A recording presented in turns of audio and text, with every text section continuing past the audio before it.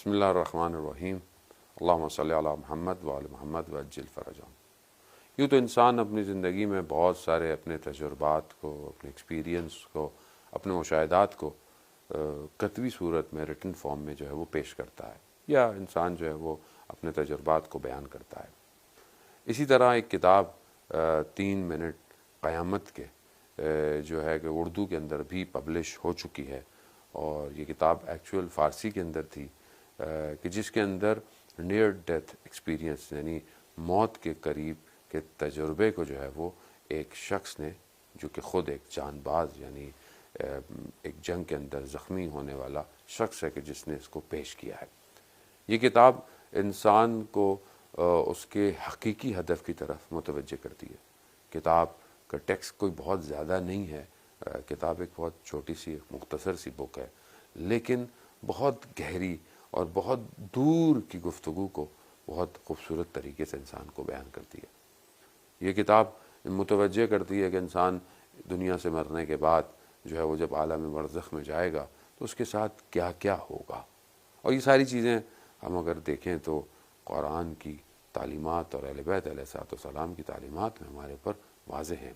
لیکن کیونکہ جب ہم نے خود اس کو تجربہ نہیں کیا ہوتا تو ہم بہت ساری چیزوں کو سمجھ نہیں پاتے۔ خاص طور پہ بہت سارے ایسی چیزیں جس میں شہداء کا مقام ہے، اہل بیت علیہ السلام کے ساتھ توسل کرنا، اور یہ ساری چیزیں ہمیں اس عالم میں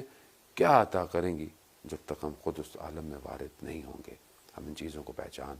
نہیں سکتے۔ وہ شخص کہ جو اس عالم میں جاتا ہے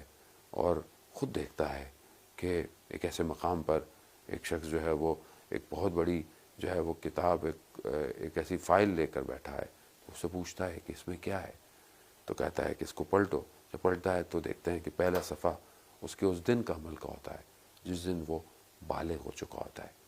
اس دن جو بھی کچھ اس نے کیا ہوتا ہے وہ سب لکھا ہوا ہوتا ہے، اور پھر وہ اسی طرح صفحوں کو پلٹتا ہے اور اپنے ڈیلی کی روٹین کو دیکھتا ہے کہ وہ اس میں لسٹڈ ہے، جہاں اس نے دن میں نیکیاں کی ہوتی ہیں، سارے اچھے کام کیے ہوتے ہیں، لیکن رات یا اس صفحے کے آخر میں دیکھتا ہے کہ اس کے اعمال جو ہے وہ اس صفحے سے ڈیلیٹ ہو رہے ہیں، غائب ہو رہے ہیں۔ تو وہ پوچھتا ہے کہ یہ کیوں ایسا ہو رہا ہے؟ کہا کہ تم نے اس دن رات کو جو ہے وہ کسی کی غیبت کر دی، تمہاری یہ غیبت تمہارے سارے اعمال کو اس کے حصے میں بھیج رہی ہے۔ اسی طرح بہت سی جگہوں پر وہ دیکھتا ہے کہ اس نے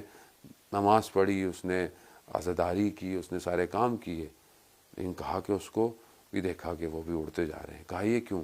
کہا کہ تم نے فلانا کام ظاہری نیکی بھی ریاکاری یا کسی کو دکھانے کی خاطر کی تھی۔ یعنی یہ کتاب انسان کو متوجہ کراتی ہے کہ اس کو اگر کوئی بھی عمل کرنا ہے خلوص اور اخلاص کے ساتھ کرنا ہے، اور اسی کتاب کے مختلف حصے انسان کو اس طرف متوجہ کراتے ہیں کہ اس کے حقوق کتنے ہیں، اس کے حقوق الناس کو اسے کیسے ادا کرنا ہے۔ یہ ساری چیزیں کچھ ظاہری زندگی میں انسان بعض اوقات غافل ہو جاتا ہے، اور شاید ایک طرف تو بہت اچھی عبادتیں کرتا ہے، مگر دوسری طرف اپنے ہی قریب اپنے ماں باپ کا، اپنے رشتہ داروں کا دل دکھا رہا ہوتا ہے۔ شاید کسی کا تھوڑا سا دھرم یا تھوڑا سا ایک چند پیسے بھی انسان اگر غلط طریقے سے کھا لے تو اس عالم میں اس کے لیے بہت مشکلات ہوتی ہیں۔ بہرحال یہ کتاب ہے وہ ادارہ دانش قدر اسلام آباد نے اس کو پرنٹ کیا ہے، اور آپ اس کو جو ہے وہ منگوا سکتے ہیں۔ اس کی قیمت بھی کوئی بہت زیادہ نہیں ہے،